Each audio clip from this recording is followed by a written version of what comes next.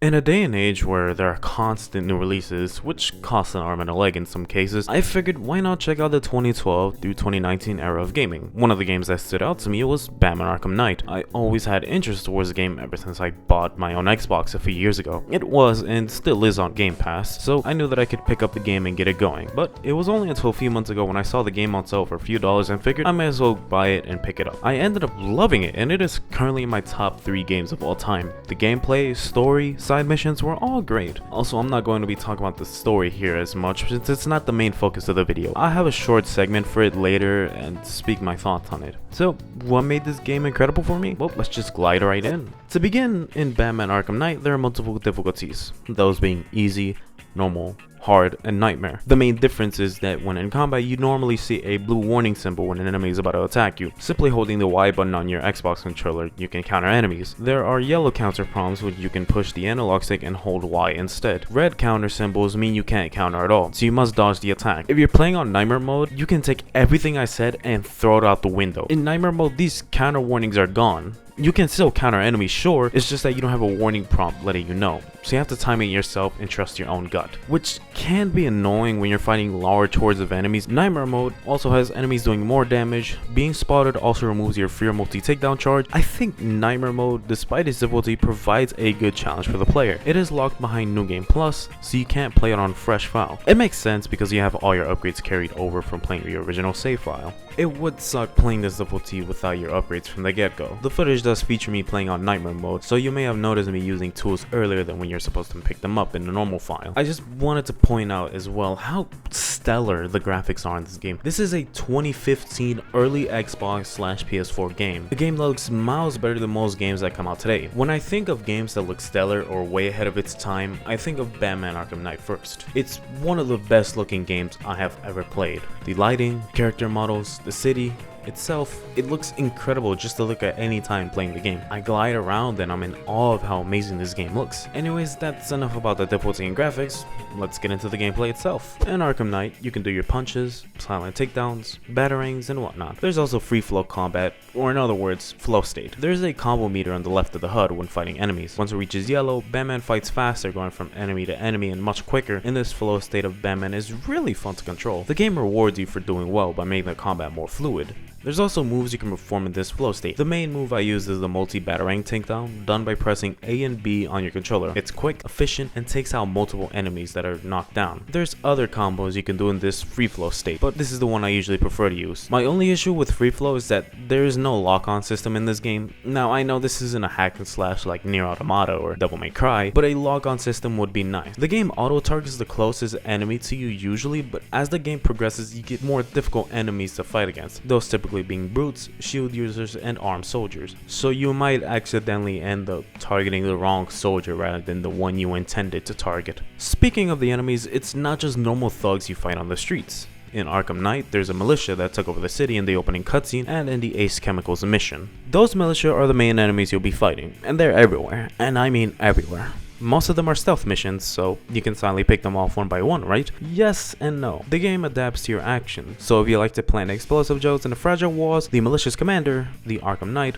will alert the soldiers within the area. Despite all of this, it's still a stealth game at the end of the day, so either the enemies are deaf as all hell, or they have ears of a cat. These stealth missions are still fun regardless, because of how much creative freedom you are given. The airship segment in the main story is my favorite part when it comes to the stealth missions. You can mostly do silent takedowns, but you can't always do that. In the case of brutes, you must stun them with your cape and give them the Metal Gear Revengeance treatment. No, seriously, these guys take way too long to take down, and if you have multiple enemies around you, it's more difficult to take the brutes out because you can only target them when you're doing that Metal Gear Revengeance treatment. There's also the medics, which are the soldiers in a white uniform. These enemies can revive the other soldiers from being knocked out. So typically, if you see one of these, you usually wouldn't want to target. They can also give enemies some electrical shield that you can attack against. The way to counter this is through the Bat Claw or the electrical discharger. The enemies in this game are fine. They're not challenging except when you're fighting multiple at a time, such as in the Assault on GCPD mission or in the militia's base on Miyagani Island. That's when it can get tricky, because in my case I must rely on my gut to get through these battles since I'm playing on nightmare mode. In this game you're mostly doing stealth missions on foot, so you can chill at a vantage point and slowly pick them off one by one, and by the time the militia attempt to adapt, I've already started doing vent takedowns.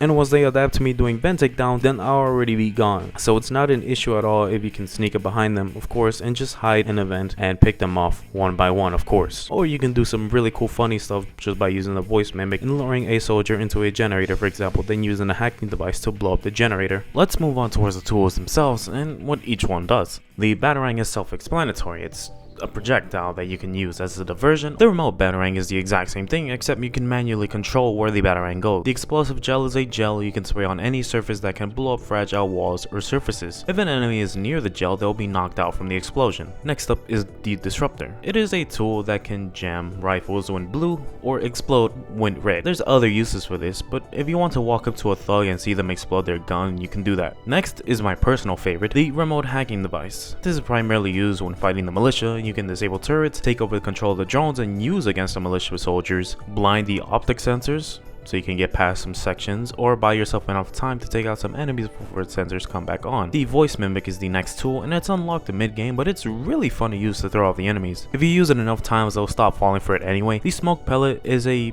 get out of jail free card in a nutshell. You can either use it to get free multi-takedowns, or to distract the enemy and for you to go to a vantage point to get your bearings. One thing I will say is that I like that there's no way to heal mid-combat. Now that does sound weird. Not being able to heal is a good thing? Yes, and here's why. If you were able to heal in a Batman game, that would make the stakes less high, and a Batman game is a stealth game mostly, so if you were able to heal, it would honestly feel like a get out of jail free card, bailing you out of anything. The only time you're able to heal is once you finish a battle, making healing quote unquote more relieving, if that makes sense. Regardless, it's incredible how much creative freedom you are given in this game for these stealth missions. Normal combat is you punching a bunch of thugs until they're knocked out, so it's straightforward in that instance. If you've played Batman Arkham Knight at any point, this is the vehicle we all know and love, or hate, the good old Batmobile. You'll be using this whip often throughout the game, and it's not only exclusive to the main story. I won't outright say that it's complete dog shit. What I will say, and I'm sure everyone can agree, is that it's overused as all hell. You spend so much time in the Batmobile. There's a standard mode where you can drive around Gotham City while destroying everything in your path, and then there's the battle mode, which is used a lot throughout this game. This turns your Batmobile into a tank, enabling you to launch cannon shots, shoot bullets, and launch homing missiles at other tanks when you're using the battle mode well. In some cases, the battle mode segments can be a bit chaotic, with there being many tanks on screen. There's also stealth sections for Batmobile, and what I mean by these is just the Cobra tanks, which can be taken out in one hit by approaching the units from behind while unnoticed, but if you get caught by one, it will shred your tanks in a few hits, so do be careful when fighting these. There is a boss where you're stuck using the Batmobile, and I'll get to that later in this video. The battle mode of the Batmobile controls pretty spookily. You can also purchase upgrades for the Batmobile, such as more HP, more missile capacity, more shot power going up to be able to one-shot tanks. For Rocksteady's first attempt at a controllable Batmobile, this feels really good here. You feel the heavy weight of the Batmobile, but at the same time you feel that responsive control. So it's never like the Batmobile itself is hard to control. It's honestly perfect to control. It's responsive and fun to use until it becomes a chore. I will say one notable issue when it comes to the battle mode, and it's not really the game's fault, but you'll get what I mean when I explain it. In the console versions of Batman Arkham Knight specifically, it's locked to 30 FPS. Even on next-gen hardware like Xbox Series or PS5. You can change the sensitivity as well on console. In some tank battles, you could end up struggling when it gets too chaotic. It is a bit disappointing that PS5 and Xbox Series X and S versions never got a proper 60 FPS upgrade for Batman Arkham Knight. Sure, you can get a PC and play it on there instead, but as for me, I'm a console gamer, whether that is a good or bad thing to you. Anyway, let's move on to the story for a bit up next. The story of Arkham Knight is fine, to say the least. It's not a bad story by all means, but a lot of moments throughout the cutscenes felt a lot to leave desired. Notably the Arkham Knight. He's a great villain and such, but was held back by not only being under Scarecrow's command, which for context the Arkham Knight wants Batman dead, while Scarecrow wants to torment Batman, which is already grounds for the two to butt heads. It showed early on in the Ace Chemicals missions and is the breaking point in the boss fight, where you fight the Batman Arkham Knight directly. There were many opportunities for him to kill Batman, and sure, who'd want a way for Batman to die realistically, but plot armor and bullshit. And of course, I don't expect Batman to be realistic as a series, otherwise he'd already be dead. But like I said, there were a lot of moments that left a lot to be desired. Speaking of dying, you cannot go a video of Arkham Knight without mentioning the game over scenes. Most of them are the villains feeling triumphant and talking some shit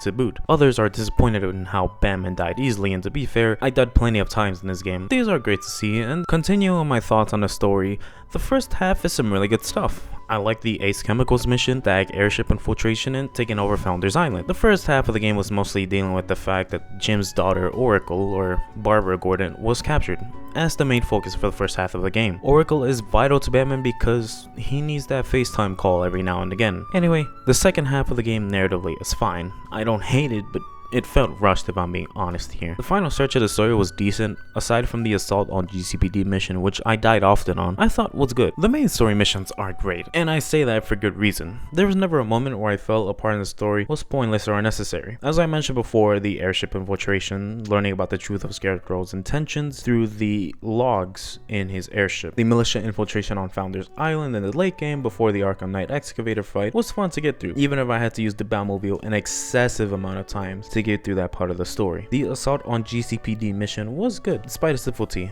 In that part, not only is there the tank fight you have, but there's also the fight on the roof of the building where you fight multiple medics, brutes, and soldiers with riot shields. The Harley Quinn mission in the main story was really damn good for the right reason. It was nice exploring the movie studios while having to deal with Harley's men. This is the point in the main game where you are also introduced to the voice mimic in the mid game. Harley herself doesn't really show up until basically the very end of the mission, where she is taken down in one hit. One button press. That's great. You can also play as Robin, and I mean, he controls similarly to Batman. The main difference is that you can't use the tools in that. He can't use Sphere multi takedown, so he's a little different to control. But you ultimately have the same moveset with him combat wise. There's not to say there aren't stinkers, and notably the cloudburst part of the story when the city is engulfed in fear toxin. It sucks because you're forced to be on the Batmobile damn near the entire time pretty much, and there is a tank fight, boss fight, navigating through an underground tunnel system. I should mention that Poison Ivy also tagged along with Batman, but ends up sacrificing herself for Gotham City. I mean, cool, I guess. I did like the missions all in all. They were fun aside from a few parts that were boring and sluggish. Anyway, we should get to the side missions next. These side missions in this game are good. I'll talk about a few notable ones. The Riddler mission, it's fine for the first few puzzles and it's fun to get through. The later puzzles can be a pain, but it's not that bad until you're forced to collect every Riddler trophy to complete his mission. Now, normally I couldn't give a rat's ass about collecting everything, but this is required to unlock the true ending of the game. So if you're one of those players who likes to 100% games, good f***ing luck attempting to get 300 of these trophies, and the true ending is more of a finale of this series type of ending. Alas, we probably will never get another Batman Arkham game ever, sadly. The requirements to get it still suck regardless anyway. Next is the firefighter missions. They're mostly just a bunch of fights you have to do to rescue every fireman scattered throughout the city, although it can be cleared quickly by throwing a smoke pellet at the ground and using a fear multi-takedown for most of the fights. Some exceptions are fighting a bunch of big brutes and fighting way too many enemies that equip shields, equip rifles, and big brutes to boot. These are on Founders Island, which is usually the island with more difficult parts of missions. The final mission is a stealth mission, which is great to have a change of pace for the final firefighter mission. Alas, we did all that just to rescue the chief and lock him up because he sold out his men, although he did it to quote-unquote protect them, but that's besides the point. Next, the Two-Face mission is my favorite one, because it's the only mission you can finish from the moment you get it. The first robbery is simple, and as you progress it gets more complex to navigate your way through the bank and all. I did die a couple of times since I was spotted on multiple occasions. The boss, if you can call it that, was nothing special. While sure your detective mode is jammed, it's not impossible to get through. You can do a multi-takedown and a few silent takedowns and you're good to go. The Penguin mission is boiled down to a few stealth sections and battles you must do to complete the mission. It's cool playing these missions as Nightwing, but the more I replayed this game, the more I just started to see how boring the Penguin missions really are. It's cool at first since you play as Nightwing, but other than that, it's quite repetitive, and Penguin gets taken care of by a single button press. I'm not kidding, this game has no genuine boss fights, unless if you count the Riddler one, but that's if you're willing to collect every Riddler trophy in this huge map of Gotham City. Next up is the Man-Bat. It's a short mission, yet gameplay wise it's fine. You run into this creature known as the Man-Bat a few times, inject it with the antidote, and boom, that's the mission. I will say you can visit the creature's lab, which its original identity was a Dr. Kirk Langstrom. You learn about how he became a bat in the first place. It was neat to see the tape of what happened to Kirk Langstrom after the fact. The militia missions, which are 3 missions, but they ultimately lead to one end to the mission, is taking out watchtowers, taking out road checkpoints, and removing explosives planted on the streets, and as well progressing deep into the main story. The watchtower and road checkpoints are all self-explanatory, so I'll go in depth in the bomb explosive missions. In these missions, you find a bomb and upload a hacking virus into it. Suddenly a bunch of tanks come in and try to take you down to prevent the explosive from being disarmed or neutralized. These tanks can range from a mere 20 tanks to a whopping 50 tanks, depending on what mission you're doing and what island you are on. The ones on Founders Island are typically more difficult. I mentioned early, since this game is stuck at 30 FPS and you can't change your sensitivity on the console version, these tank battles can blow. And I won't say they're outright bad, they are fun and reward you for good play. The missiles, which can take out multiple targets, keeps the flow going. Getting hit once disrupts that flow, which is fair, so these battles can be fun when you're playing well. The thing is, there's so many tanks on screen which can be overwhelming, and it's difficult to stay poised in these situations at times. After clearing all the militia missions, you fight Deathstroke, or his tank.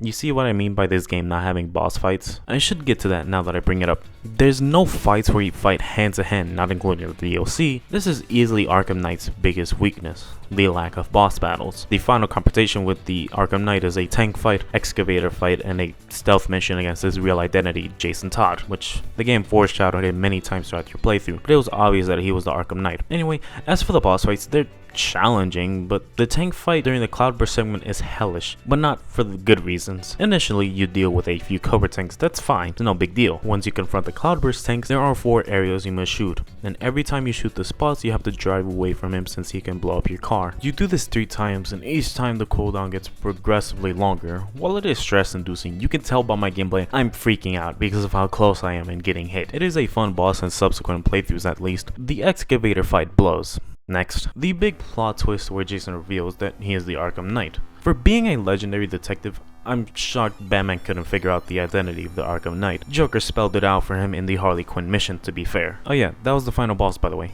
I don't count the assault on GCPD mission, as it was a large-scale tank fight pretty much. After you confront Scarecrow and drop your weapons to fight a bunch of Jokers, literally, then you're captured by Scarecrow. Unmasked by him, so not everyone knows you're Batman and that Bruce Wayne is Batman. After playing as Joker for a bit, which I found to be cool to play as him in the final moments of the game, you win because it's fucking Batman, what do you expect? The last side mission I'd like to talk about is the Professor Pig mission. And no, that's not me. I may be a pig in real life, but I assure you that's not me. The pig mission involves you scanning dead bodies hung up throughout Gotham. As you find every dead body, you learn how fucked up this serial killer is. Once you find the final body, you are able to get this one location called Pretty Doll's Parlor. Going in the back, you see Pig, who is doing some surgeon stuff to the dead bodies, like reanimating them. I suppose this fight is cool, but at the same time it's awkward. You must do a full normal takedown to knock the puppets down. Just punching them doesn't really work, sadly, since they can just reanimate, I guess. Even Joker was weirded out by the pig. I think that's all the things I wanted to cover, so let's move on. Hey, what about the Azrael mission? Ah shit, you're right. How could I forget about the Azrael mission? Well, sure, I can say it's a few battles and all. The mission is fun and provides some challenge. The battles require that you do them without taking damage. While frustrating at times in nightmare mode, it is a nice change of pace. You do this a few more times as each battle progressively gets more difficult than the last. The dialogue between Batman and Azrael is also really good. The goal of Azrael is to become the next Batman, or in other words, his successor. Once you finish these battles, then you can complete the mission. Thanks to Alfred's help, we have Alfred's combat data and are given a tape to analyze something. Turns out he was brainwashed and his intentions are clear, or so I thought. The choice is yours after all. You can either choose to kill Batman or break the sword. I break the sword because I prefer Azrael to dap up Batman before they part ways rather than to throw his ass in jail. I know there's the Hush mission, but it was so anticlimactic, I'd just rather leave it out than talk about it. All you do is pull up to Wayne Tower, press one button, and that's the mission. No, seriously, that's how the mission completed in 5 minutes. The Deacon Blackfire mission also sucked. It was just one battle and boom, the mission is over. However, it was nice to see Jack Ryder, but that was it. The Firefly mission just sucks. It's not fun. It's just boring. It's pointless, and Firefly isn't involved whatsoever in the main story. I really didn't care about his mission. I had my game crash a couple of times when chasing him, so that was totally fun. Once you beat the main story, the postgame is a postgame narratively, but not gameplay wise. If you want to unlock the true ending, you must complete every mission, but I can only go up to 95% because fuck you, Riddler. One last thing I wanted to talk about was the city of Gotham itself. It's quite large despite only 3 islands, those being Bleak Island, Miyagani Island, and Founders Island. I prefer exploring around Founders Island mainly because of how tall the buildings are. Also the fact that you spend a good portion of the missions in Founders Island, especially in the main story, once you unlock Founders Island. To put it shortly, Gotham City is large and has some things to explore, but since there's Riddler trophies everywhere, I still didn't bother to collect them. Miyagani Island and Bleak Island, you'll spend most of your time hunting the watchtowers, firefighters, bomb explosives, and road checkpoints. Founders Island is where a good portion of the game is. As I said before, I do wish there were more buildings you could walk into, but I'm not complaining hard about that here, so I don't mind it that much in this instance. Overall, I love the Batman Arkham Knight. Despite the flaws, I considered it an all-time great, in my opinion. The visuals, voice acting, missions, story were all good. Originally, this video was going to be an hour or two long, but I was going to be, going over the story. But I honestly thought that was just way too much, and this rewrite of the script I did a few weeks ago was just mostly trimming the fat and compressing everything to at least 20 to 30 minutes, and I prefer it this way, to be honest. Anyways, I know there was a lot I didn't mention, such as the DLC, and I don't have it yet, but when I do, I'll be sure to make a video on that in the distant future. Anyways, I appreciate the support you guys have been getting me, and help me get to 200 subs in the near future. If you're interested in my videos and want to stay posted on future uploads, be sure to like, subscribe to the channel, and turn on that notification bell. Comment on the video if you have anything you wish to see me talk more about. And I can never forget to say this, as always, enjoy yourselves and have a good one.